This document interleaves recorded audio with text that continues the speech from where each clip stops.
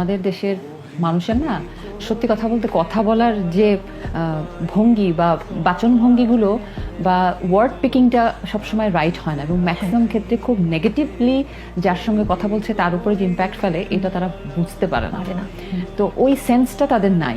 তো কাউকে যখন তার কোনো উইক পয়েন্ট নিয়ে কথা বলা হচ্ছে, যে আমার কাছে সবসময় মনে হয়েছে যে একটা মানুষকে যখন মেন্টালি বুস্ট করা যায় তখন কিন্তু অনেক কিছুই করা সম্ভব।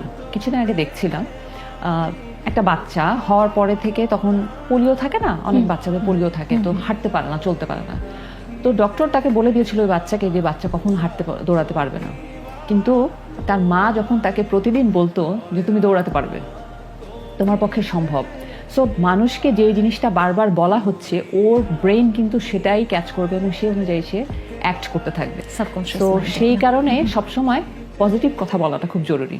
যখন আমি স্কুলে শিক্ষকতা করেছিলাম অনেক বছর, আমাদেরকে সবসময় বলা হতো কোনো বাচ্চাকে নেগেটিভ কথা বলা যাবে না।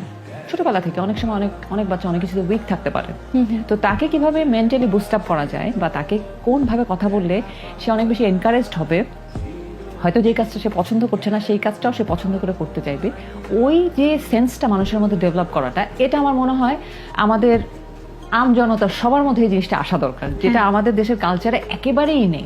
এই যে হয়তো কারো বাচ্চা হচ্ছে না, তোমার তো বাচ্চা হচ্ছে না, ভাই দরকার কি তোমার এই কথাটা বলা?